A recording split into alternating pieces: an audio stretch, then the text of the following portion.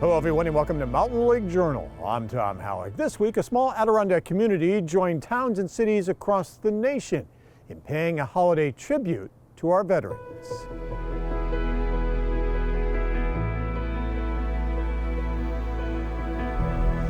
The idea that started with a wreath maker in Maine to place Christmas wreaths on every grave at Arlington National Cemetery has now spread across the nation. At thousands of cemeteries, volunteers place wreaths on the graves of veterans, including every veteran here at the St. Bernard's and United Methodist Cemetery in Lyon Mountain, as well as St. Michael's Cemetery in the neighboring town of Standish.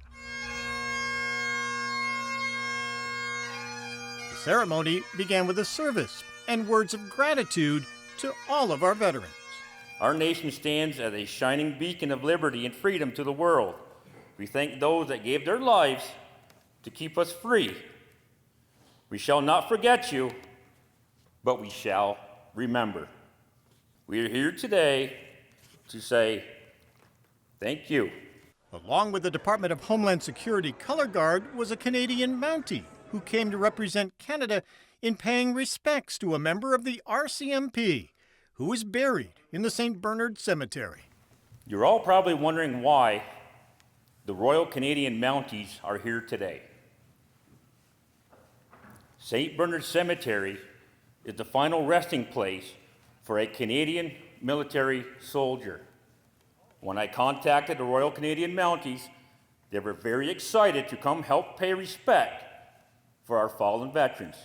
Corporal Dale Roy with the RCMP made the trip from Valleyfield, Quebec to honor Ray Descharmes and meet his grandson.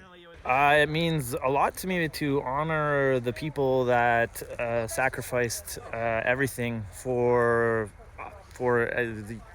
their country, because it happens on both sides of the border and interchangeably. Canadians fight for Americans, Americans fight for Canadians, and it means a lot to me because you're fighting for your people, for your home, and I have a lot of respect for that. And along with special wreaths for branches of the military, Christmas wreaths were also placed on the grave of every single veteran buried here at this cemetery, more than 160 alone.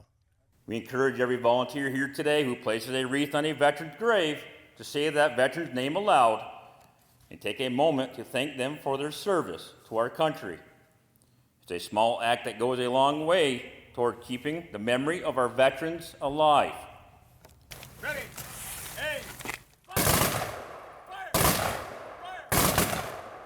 Also attending this year were 3 Civil War reenactors from Vermont who joined in a wreath-laying ceremony later in the day at a small graveyard on Lower Chateaugay Lake, where Peter Siskavich's great-great-grandfather, Edgar Shutts, a Civil War veteran with the 96th Infantry in Ellenburg, is buried.